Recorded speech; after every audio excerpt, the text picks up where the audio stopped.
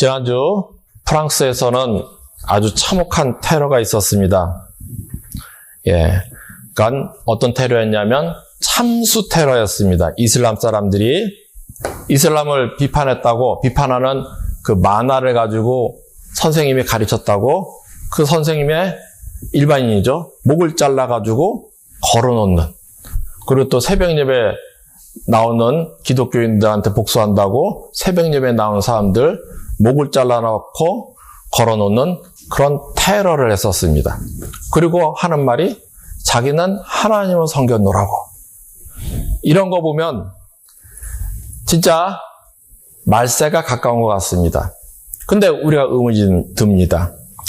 하나님께서 진짜 우리 교회에 바다를 갈라주시고 하늘물 여사 막 불을 쏟아지는 거, 실제 불이 내리고 그런 화려한 이적을 베풀어 주신다면 우리가 쉽게 미혹에 빠지지 않을 텐데 왜 저런 우상들, 악한 자들을 내버려 두시는지 의문이 아닐 수 없습니다.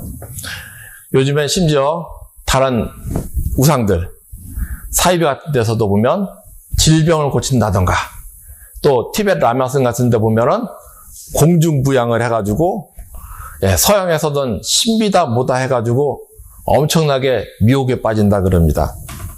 왜 이럴까? 의문입니다. 그러나 우리는 알아야 됩니다. 하나님은 필요하시면 그 어떤 기적도 능히 행하시는 하나님이라는 것입니다. 예전에 우리 한국교회 초대교회 6명의 첫 번째로 안수받은 6명의 목사님 중에 한 분이 길선주 목사님입니다.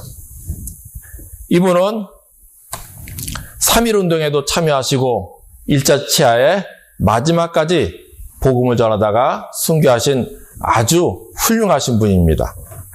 그런데 이분은 처음부터 예수님을 믿은 게 아니었습니다. 원래 젊어서는 영성이 깊어가지고 18살부터 그 도교, 신선되는 공부를 했던 분입니다. 솔잎 따먹고 그러면서 도 닦는 사람들, 그런 사람이었어요.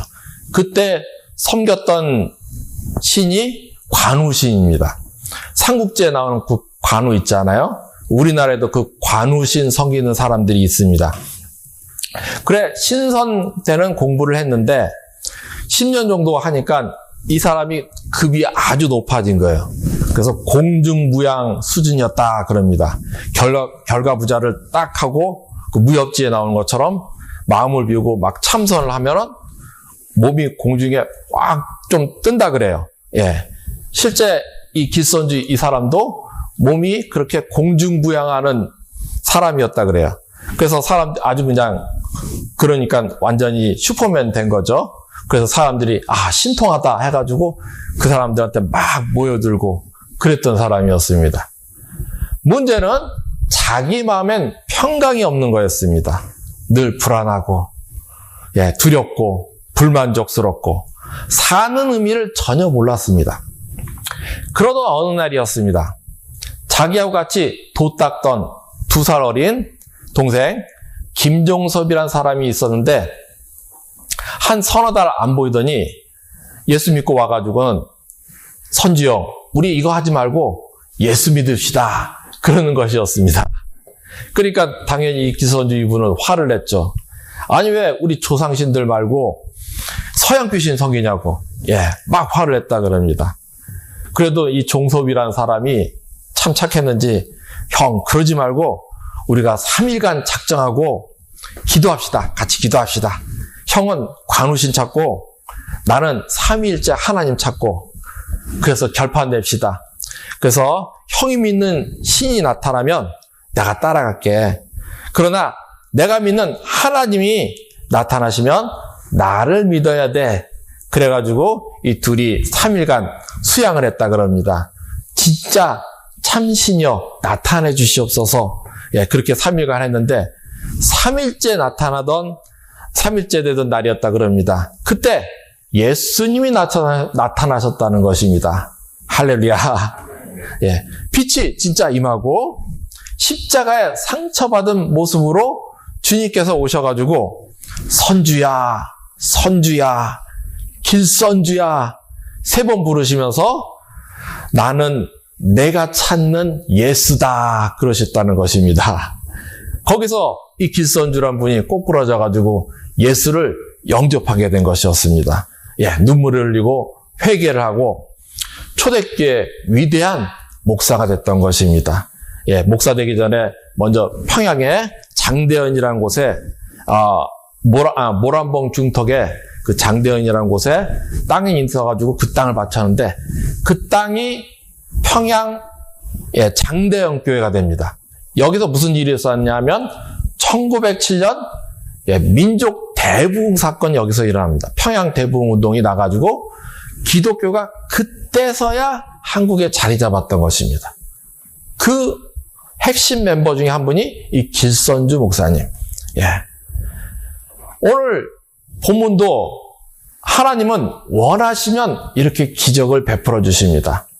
오늘 본문 주님이 무리를 걸어오신 표적도 절대 상상이 아닙니다. 실제 주님이 무리를 걸어오신 것은 실제 표적이라는 것입니다. 오늘날 많은 사람이 기독교의 하나님의 역사를 부정합니다. 그래서 도덕책으로 섬기는 사람들도 있어요. 예를 들면 한신대 쪽이 많이 그러죠. 심지어 목사라 그러면서도 주님의 표적을 다 부정합니다. 예수님이신 것까지 막 부정해요. 그러나 우리 주 예수는 참신이요 하나님이십니다. 그래서 필요하시면 천지 만물도 다 주장하시고 우리의 생사화복도 그의 뜻대로 주장하신다는 것입니다. 하나님 원하시는 대로 하세요. 사실 하나님이 원하시면 물이 걷는 거 그거 아무것도 아닙니다. 공중부양, 물을 가르고 홍해 가르는 거 다 하셨지 않습니까? 그거 별거 아니에요. 하나님한테는. 다만 하나님은 그의 나라와 그의 의를 위하여 그 뜻대로 하신다는 거. 그러니까 우리는 하나님의 역사를 의심하지 말아야 됩니다. 오늘도 하나님은 우리에게 역사하십니다. 믿으시기 축원합니다.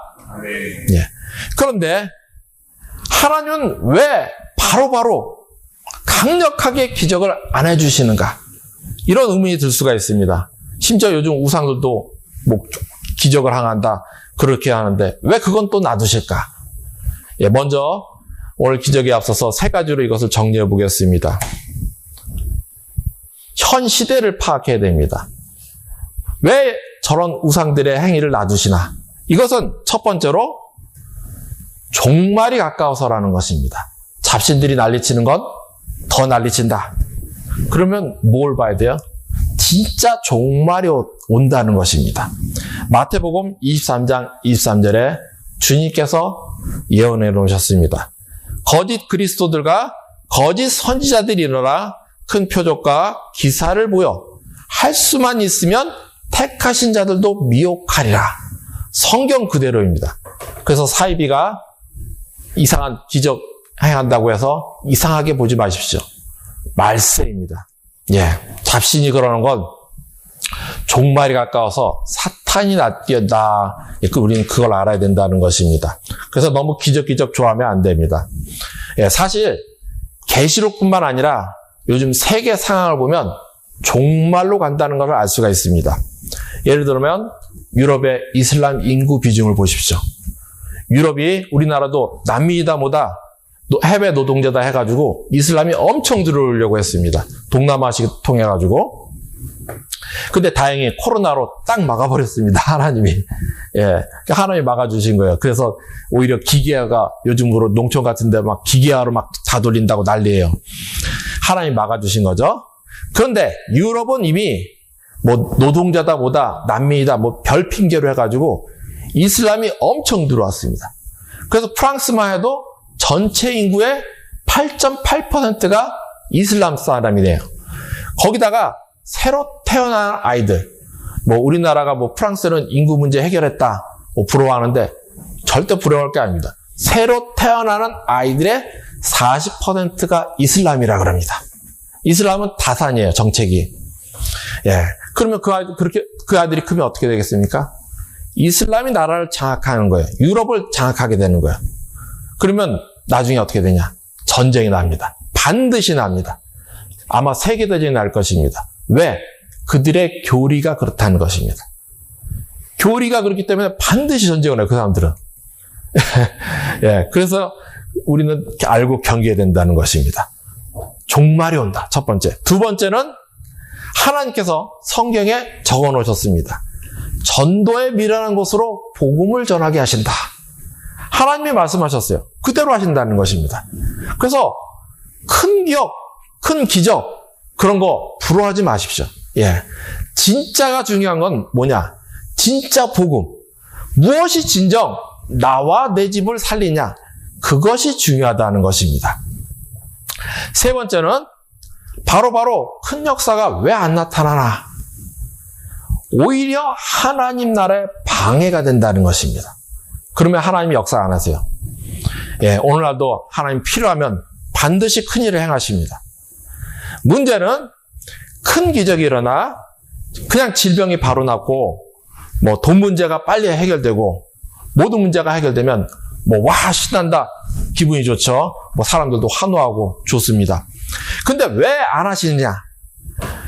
문제가 거기에 매몰된다는 거예요. 그리고 하나님이 원하는 것. 하나님 나라와 그의 의는 외면한다는 것입니다. 신기하죠?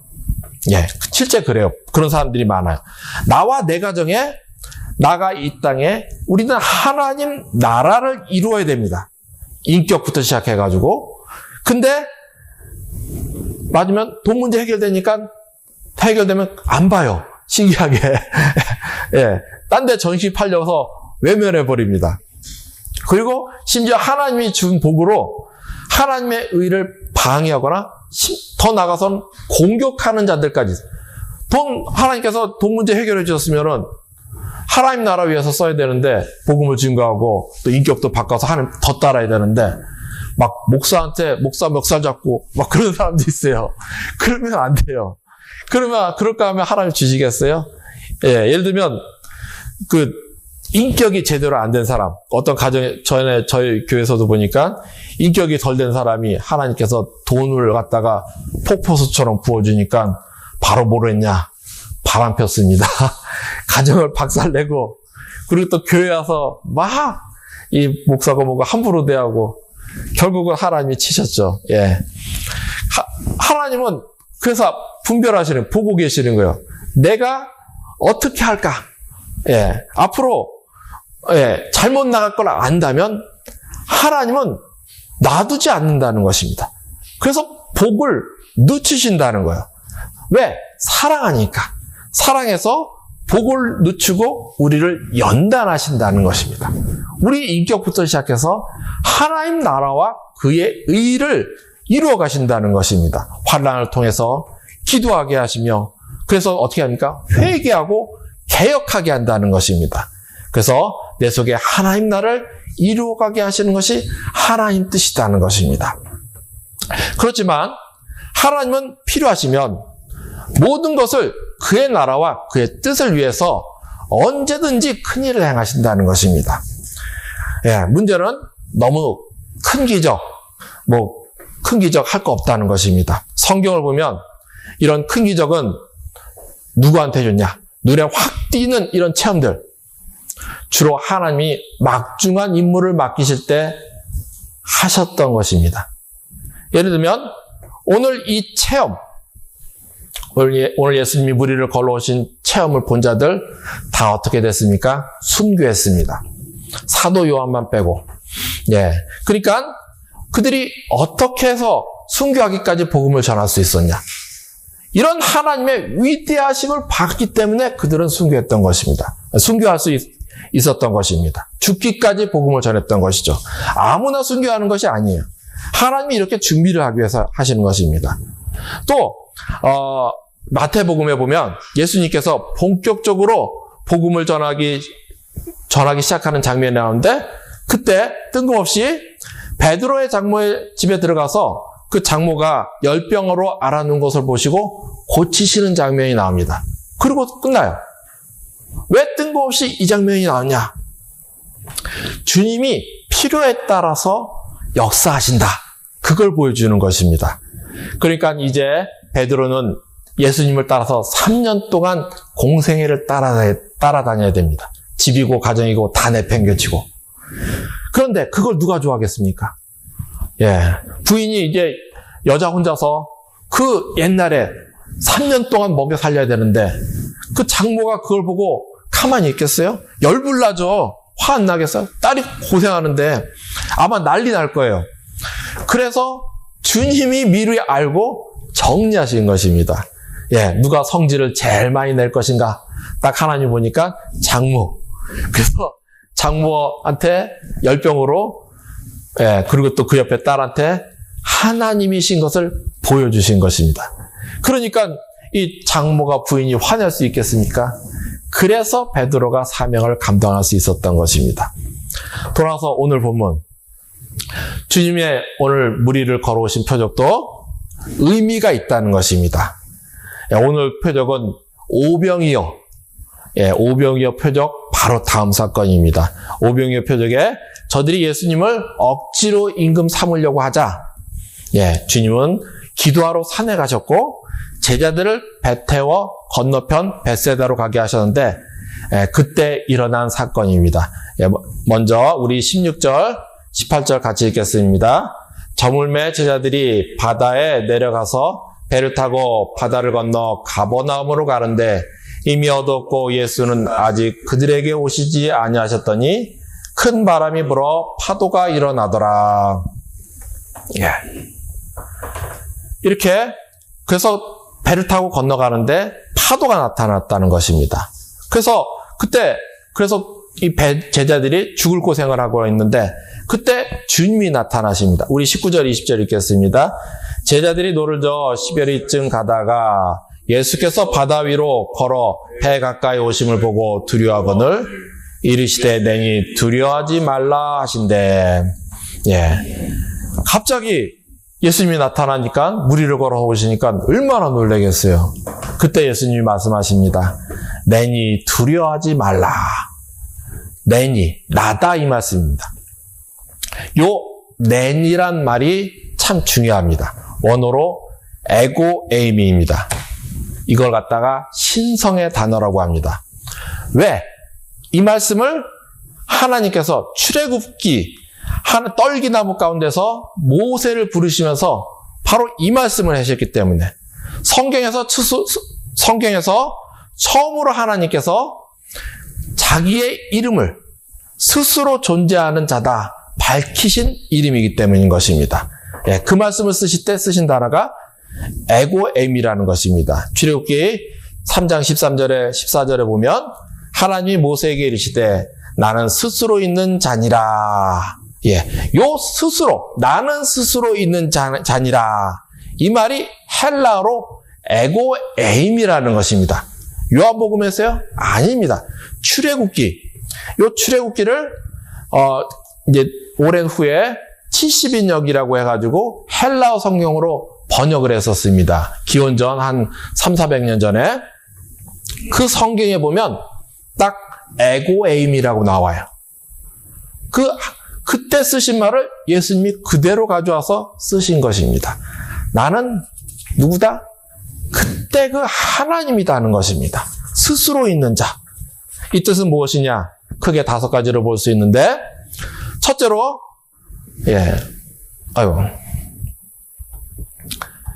그는 스스로 계시는 존재이며 모든 존재의 답이 되시는 분이다. 다시 말해서, 여기 있죠? 스스로 존재하다. 계시는 존재다. 존재 자체시라는 말입니다. 그리고 또 하나, 모든 존재의 답이 되신다. 이것은 존재 투영이란 말입니다. 우리가 있는 것은 하나님의 존재의 투영. 하나님이 있기 때문에 우리가 있는 것이다 하는 것입니다. 우리는 너는 스스로 존재할 수 없는 자고 하나님의 투영으로 있는 거다. 존재의 답이 되신 하나님이라는 것입니다. 그 하나님이 바로 이 예수라는 것입니다. 둘째는 세상에 존재하는 모든 존재의 이유라는 것입니다. 너는 왜 존재하는가? 그 이유가 하나님이다는 것입니다. 인생을 방하고 내가 누구냐? 내가 왜 이 땅에 왔고 왜 존재하느냐? 하나님이 답이다는 거예요. 예, 그분을 만나면 해결된다는 것입니다. 그 이유를 답하시는 하나님. 세 번째는 세상에 존재하는 모든 존재의 목적이 되시는 분이라는 것입니다. 존재의 목적. 나는 왜 살아야 하나? 목적. 나의 목적은, 내가 사는 목적은 뭐냐? 하나님을 안 만나면 의미가 없다는 것입니다. 예, 존재의 목적이 되시는 하나님. 그 하나님을 만나야 된다. 첫 번째는 이렇게 답이 되시는 분. 예, 이유. 두 번째는 이유. 세 번째는 목적이다. 네 번째는 뭐냐? 그는 시작이며 끝이라는 것입니다.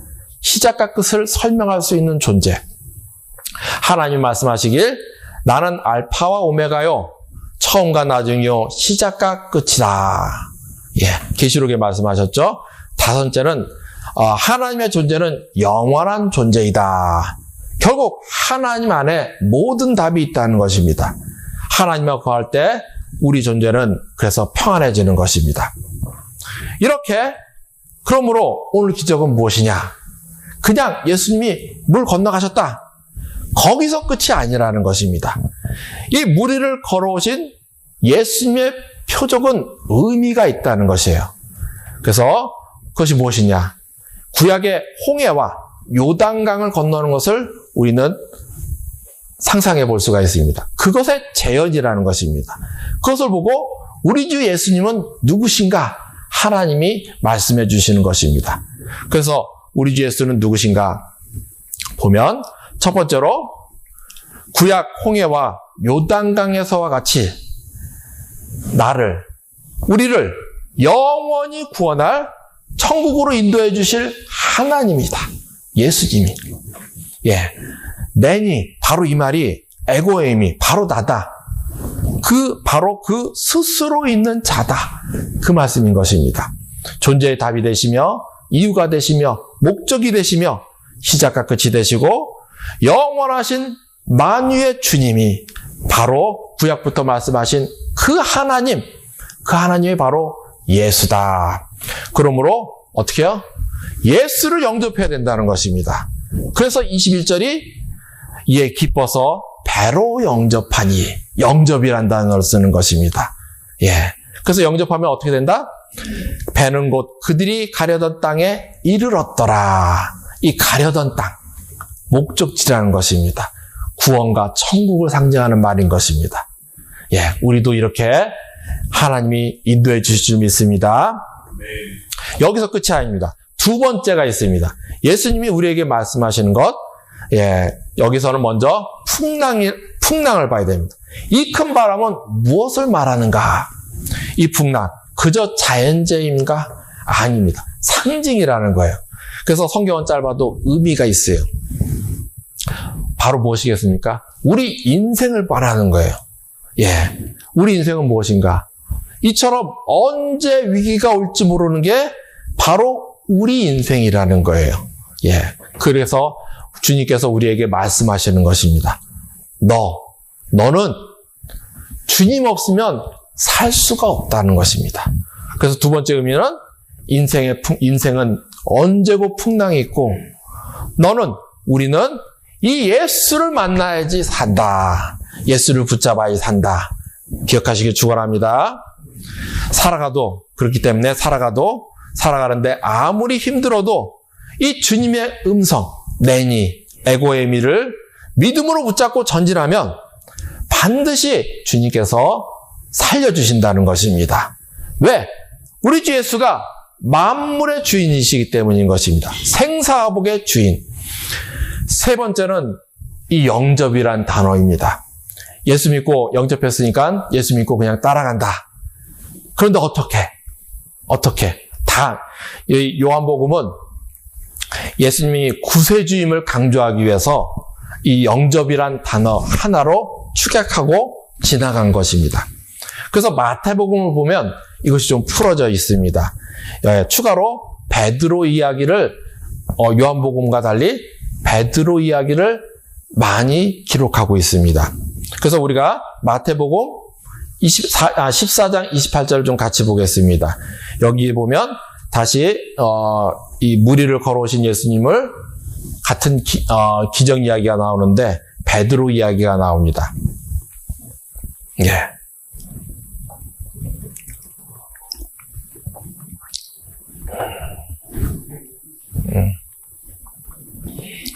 예, 우리 28절, 14장 28절 읽겠습니다.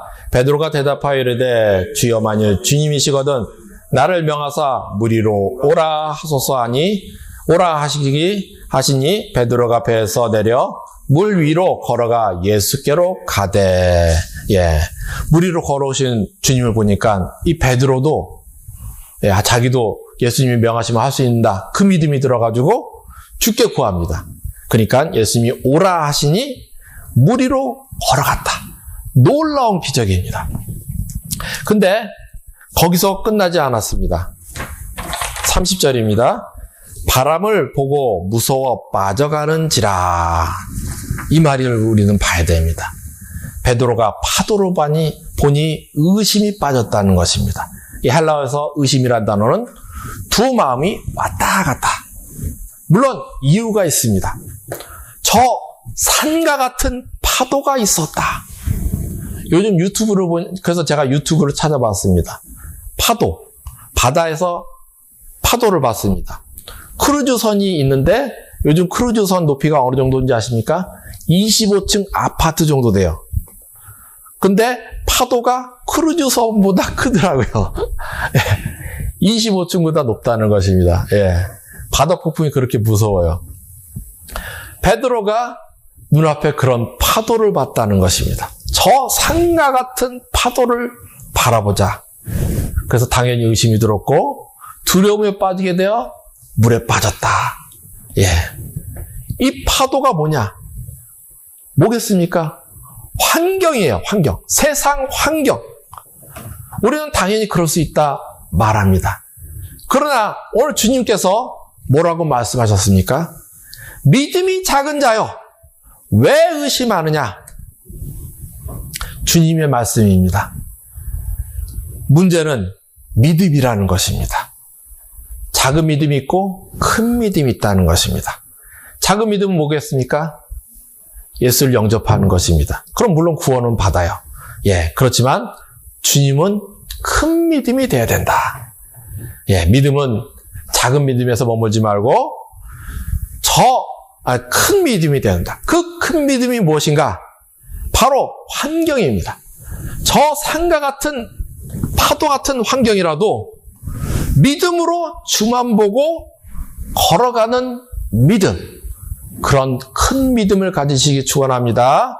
아멘. 성도는 이렇게 적은 믿음에 머물면 절대 안 되는 것입니다. 큰 믿음을 위한, 이게 뭐겠습니까? 믿음의 표현으로 믿음의 투쟁을 한다는 말입니다. 믿음의 투쟁. 오늘도 우리는 믿음의 투쟁을 하고 있는 것입니다. 이 싸움에 승리를 하시기를 예수 이름으로 축원합니다.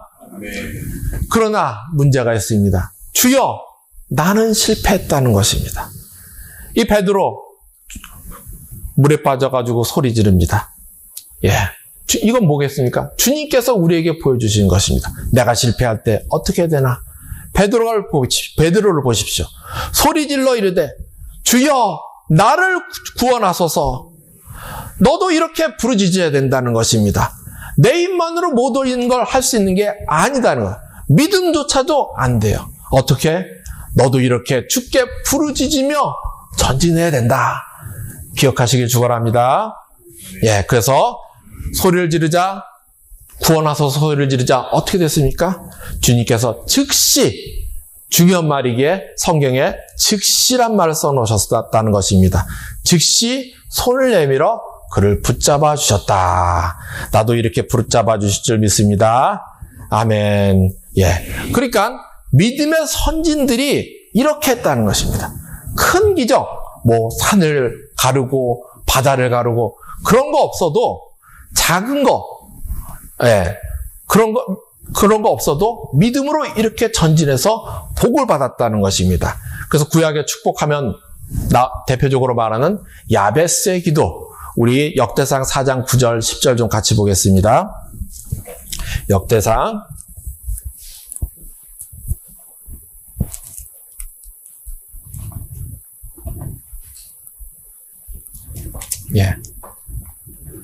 9절, 10절. 꼭 복 있는 사람 하면 이 야베스의 기도가 많이 나옵니다. 우리 9절, 10절 같이 읽겠습니다. 야베스는 그의 형제보다 귀중한 자라. 그의 어머니가 이름하여 이르되 야베스라 하였으니 이는 내가 수고로이 낳았다 함이었더라. 야베스가 이스라엘 하나님께 아뢰어 이르되 주께서 내게 복을 주시려거든 나의 지역을 넓히시고 주의 손으로 나를 도우사 나로 환난을 벗어나 내게 근심이 없게 하옵소서 하였더니 하나님이 그가 구하는 것을 허락하셨더라. 그냥 기도했더니 응답받았다. 그게 아니에요, 이 말은.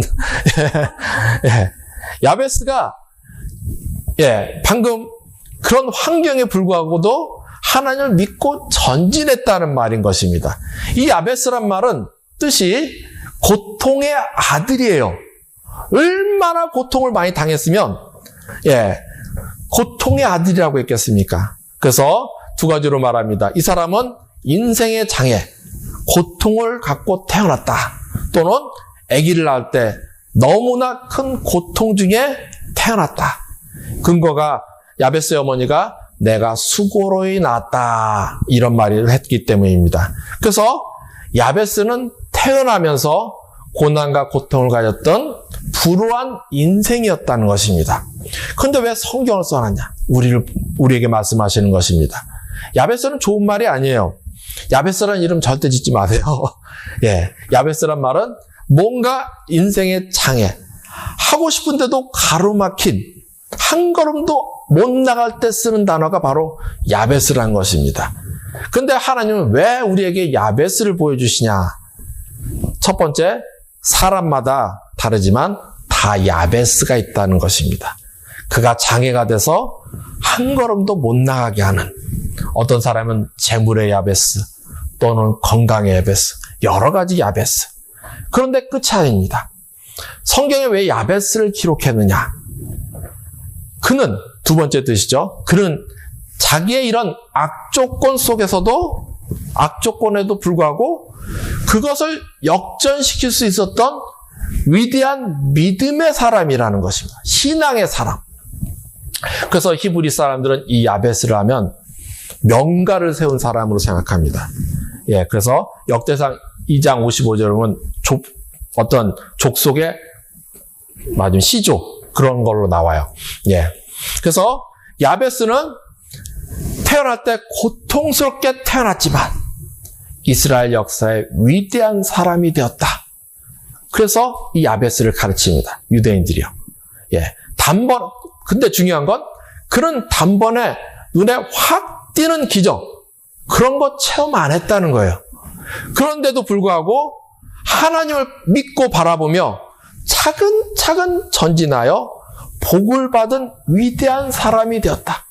그래서 복 있는 사람으로 이 야베스를 가르친다는 것입니다. 어떻게 그렇게 되었냐? 10절입니다. 이스라엘 하나님께 아뢰요. 이 단어는 그냥 아뢰다 그 말이 아니고 부르짖어 기도했다. 성경의 위대한 사람들은 다 부르짖어 기도한 사람들입니다. 부르짖어 기도할 때 하나님께서는 반드시 우리에게 응답해 주실 줄 믿습니다. 그래서 절박할 때는 반드시 부르짖으며 기도해야 된다는 것입니다. 그러면서 전진을 안 한다는 건 믿음이 없는 거예요. 전진. 그래서 이스라엘 하나님께 아뢰요. 첫 번째, 주께서 내게 복을 주시려거든. 축복의 근원은 하나님이십니다. 이 고백이에요. 주님께서, 이 사람 저 사람이 아니고, 인본주의가 아니고 신본주의로 지금 대답하는 거예요. 태도가. 하나님만 내게 복을 주실 수 있습니다. 그러니 주시옵소서. 두 번째, 나의 지역을 넓히시고, 축복의 내용입니다. 지식의 문제든 건강, 재물의 문제는 모든 문제 해결을 뜻하는 것입니다. 대표 상징이죠. 그래서 원문에 보면 야베스는 이렇게 장애를 가지고 태어났지만 문제를 가지고 태어났지만 저 산과 같은 파도 같은 그런 환경이었지만 그럼에도 불구하고 불평하지 않고 이렇게 하나님 앞에 부르짖으면서 믿으며 계속 전진해 나갔다는 것입니다. 그 결과 주의 손으로 나를 도우사 축복의 현장입니다. 하나님께서 이렇게 도와달라고 하며 전진해 나갔다는 것입니다. 예, 성경에 나온 대로 우리도 이렇게 기도해야 됩니다. 그게 더 능력이기 때문에. 예, 그래서 나로 환난을 벗어라 내게 근심이 없게 하옵소서. 환난은 외적의 의미, 근심은 내적인 거, 내적인 고통들 다 떠나게 해주시옵소서. 하였더니 단번에 눈에 띄는 기적이 없어도 이렇게 부르짖으며 전진했더니 하나님께서 차근차근 인도하셨다는 것입니다. 그래서 마침내 하나님이 그가 구하는 것을 허락하셨더라. 이 축복이 우리에게도 임하길 축원합니다. 아멘. 결론 맺겠습니다. 하나님은 모든 것에 그의 나라와 그의 뜻을 위해 필요하면 언제든지 큰일을 행하십니다. 그러나 모든 것에는 하나님의 뜻이 있습니다. 그래서 오늘 표적도 마찬가지로 그냥 예수님이 무리를 걸어오시고 끝이 아닙니다. 이 표적은 예수님이 누구신가 우리에게 말하는 것입니다. 그래서 구원을 믿어 구원을 얻게 하려는 것입니다.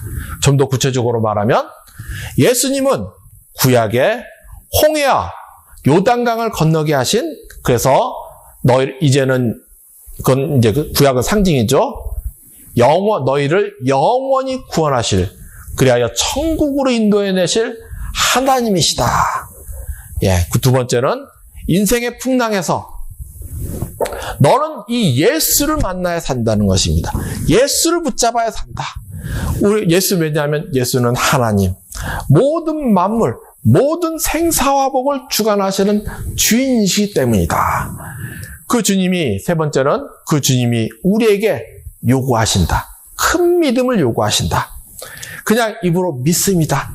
그런 작은 믿음이 아니라, 그런 우리 영혼을 구원해 주겠지만 이 땅에서 천국을 이루어 나가기 위해선 하나님은 믿음을 요구하신다. 큰 믿음. 저 산과 같은 파도, 그런 환경일지라도 예수만 바라보고 전진하는 큰 믿음. 예, 우리 선진들이 그렇게 했다는 것입니다. 대표적으로 야베스. 그래서 그 야베스는 한 방에 주님께서 해결해 주시는 거 없어도 하나님만 믿고 바라보자. 예, 기초부터 차근차근 계속 전진하자. 하나님께서 마침내 그로 큰 복 있는 자가 되게 하셨다. 구약의 위대한 믿음의 선진이 되게 하셨다. 우리 생명수 식구들도 이런 복 있는 자가 되시길 축원합니다.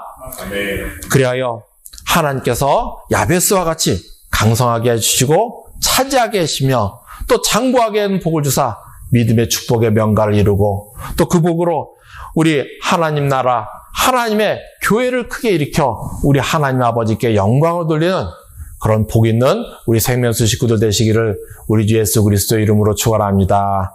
아멘.